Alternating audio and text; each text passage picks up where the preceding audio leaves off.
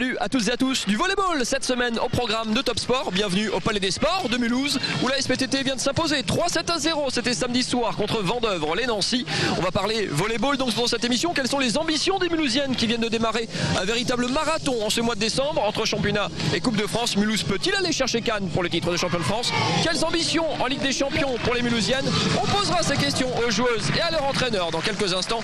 On parlera également de badminton version par équipe avec Strasbourg vainqueur de Bordeaux. C'était samedi dans la salle Errad à Strasbourg. On parlera également de handball ici sur le parquet du Palais des Sports avec les Mulhousiens vainqueurs d'un gros morceau Aix-en-Provence. Les Mulhousiens qui se replacent dans la course à la montée et à l'accession en LNH, l'élite du handball français.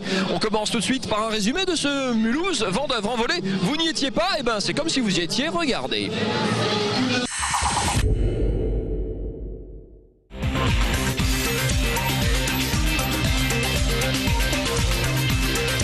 Voilà d'autres Miss d'Alsace qui rêvent de devenir Miss France.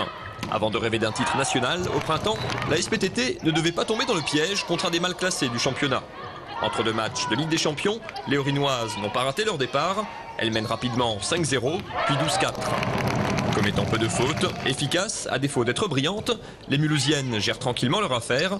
Anna Rybachevski y va de sa petite feinte et la SPTT plie l'affaire en à peine 20 minutes après une nouvelle faute directe des Lorraines, 25-16.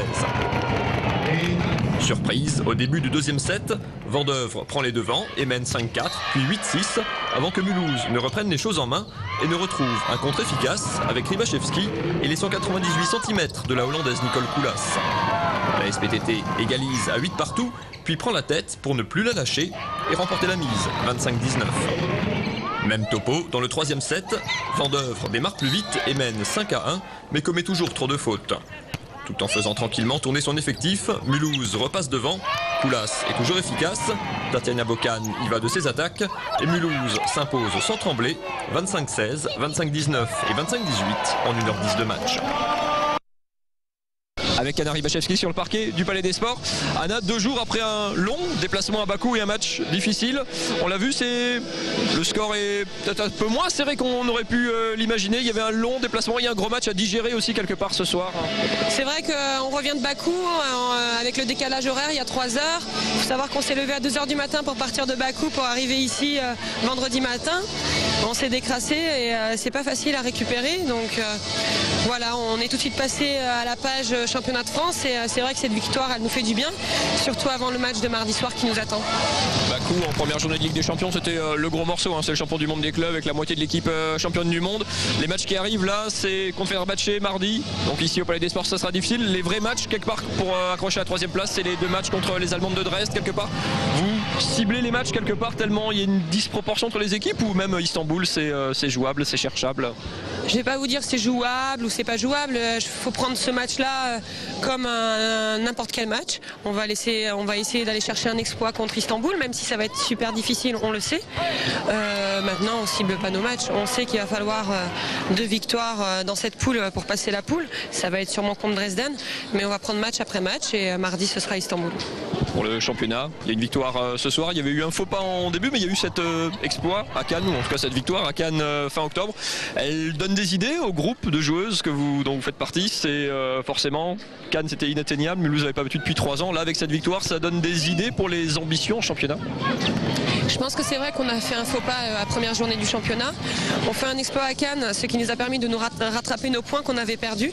Donc on garde la tête sur les épaules. Le championnat il ne s'arrête pas là. On est super contente. On a prouvé qu'on était capable face à une grande équipe comme celle de Cannes de gagner et de s'imposer sur leur parquet. Concentrons-nous sur chaque match et pensons pas à la fin du championnat. Voilà. Merci beaucoup Anna. Rendez-vous donc ici au Palais des Sports mardi soir. Ce sera le match contre le Fenerbahçe d'Istanbul en Ligue des Champions. Prochain rendez-vous ici, ce sera la venue de Nantes. On va revenir dans quelques instants sur le parquet du Palais des Sports. Je vais laisser passer une petite page badminton avec donc la version championnat de France. Strasbourg, la SPTT aussi, là aussi, fait partie du top 12. Une belle grosse victoire. C'était contre Bordeaux samedi dans la salle Errad de Königshofen. Nous y étions. Regardez.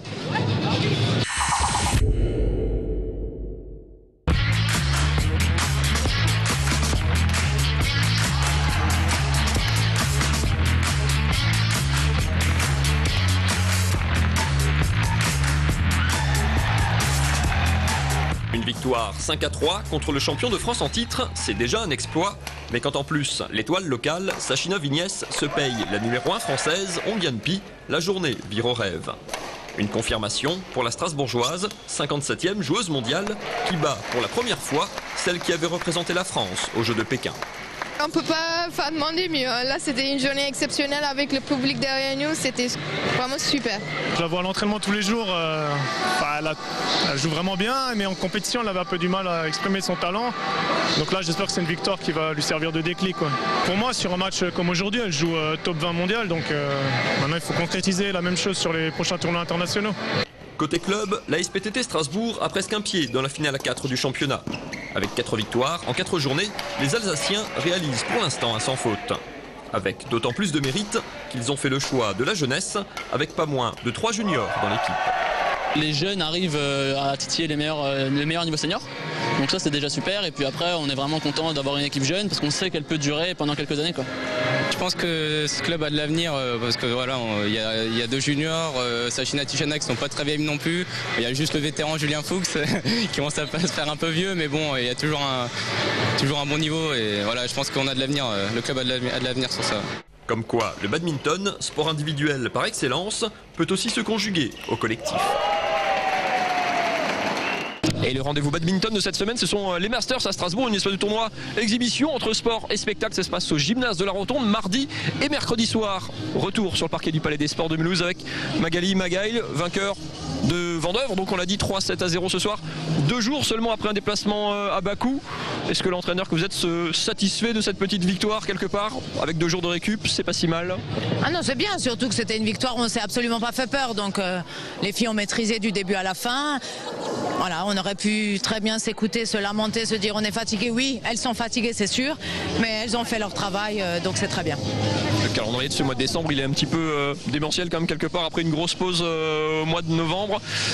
Mulhouse joue une partie de sa saison quelque part sur le mois qui arrive, qui a débuté là. Ah oui, sur les matchs qui arrivent là, on joue notre saison au niveau européen et presque au niveau du championnat. C'est vrai qu'on a des rencontres importantes, notamment contre le Canet au Canet.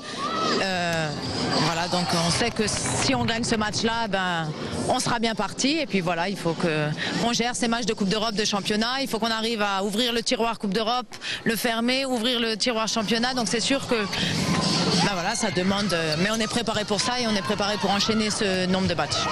Alors, dans beaucoup de sports, c'est les entraîneurs et les dirigeants qui sont prudents et puis les joueurs qui parfois voient des objectifs un peu loin. Là chez vous, c'est les joueuses comme Anna Ribachevski il y a quelques instants qui sont très prudents. Par contre, c'est vous qui n'avez pas votre langue dans la poche généralement en termes d'objectifs. En Ligue des Champions et en championnat, qu'est-ce que Mulhouse peut viser cette saison? Non, au niveau de la Coupe d'Europe, c'est sûr que on aimerait continuer. On aimerait continuer, donc éliminer notre adversaire direct, c'est-à-dire Dresden. Voilà, après au niveau du championnat, faire tout aussi bien que l'année dernière, ça sera déjà énorme. Aussi bien que l'année précédente, pour expliquer, ça veut dire finaliste. Mais il y a eu quand même cette victoire à Cannes le mois dernier. Cannes que vous n'aviez pas battu depuis 3 ans. Même question qu'Anna Ribachevski, ça peut faire déclic un petit peu pour le club, pour les joueuses, pour vous-même aussi peut-être. C'est sûr que là, on a des joueuses qui arrivent qui croient à fond. Une Stoineva Paulina, une Tania Bokan, je veux dire, voilà, elles n'ont aucun complexe d'infériorité face à elles. Elles ne les ont pas vues gagner tout ce qu'elles ont gagné. Et c'est sûr que ça nous apporte, oui, on est content de cette victoire-là. Je veux dire, mais on est encore une équipe qui est en train de se construire, donc c'est difficile de tirer des traits sur la comète. Il faut qu'on prenne vraiment un match après l'autre et qu'on grandisse ensemble. Et on va grandir à condition de jouer et de gagner. Pour l'instant, on a trop peu de matchs dans les pattes. Ça va changer avec ce mois de décembre. Merci beaucoup Magali et bon courage donc pour ce gros calendrier du mois de décembre. On va tourner une page handball, toujours ici sur le parquet du Palais des Sports. C'était la veille, c'était vendredi. La belle victoire des Mulhousiens du MHSA Mulhouse Handball Sud-Alsace, c'était contre le Pays d'Aix. Les ambitions des Mulhousiens dans cette D2, c'est parti.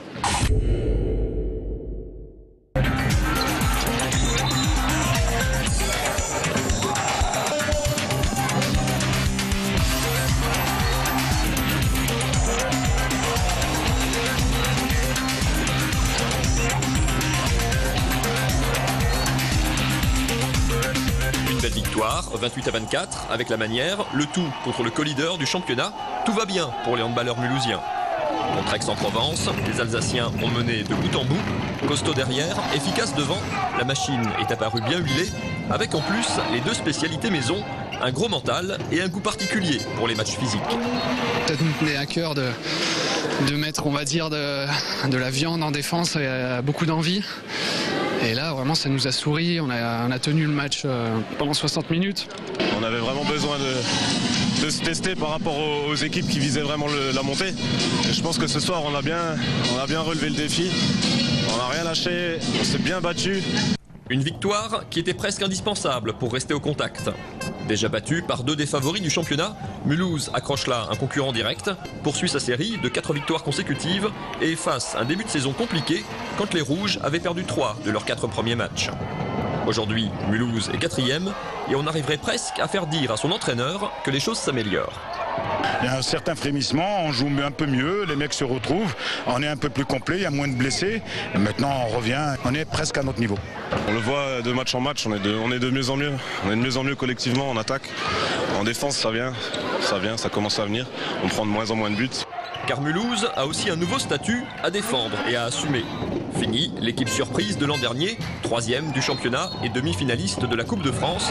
Désormais, les Orinois sont attendus et ont l'étiquette de gros bras collée sur le front.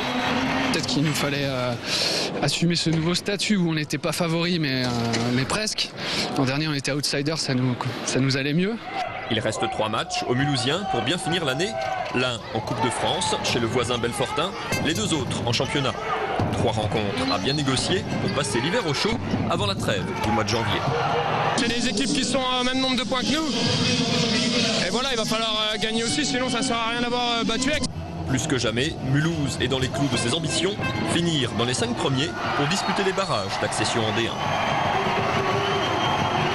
Top Sport, c'est fini pour cette semaine. On se retrouve nous sur internet www.alsace20.tv pour revoir cette émission, la revoir ou la revoir ou découvrir tous les autres programmes de la chaîne. On se retrouve lundi prochain 19h40 pour une nouvelle émission. À la semaine prochaine. Bye bye.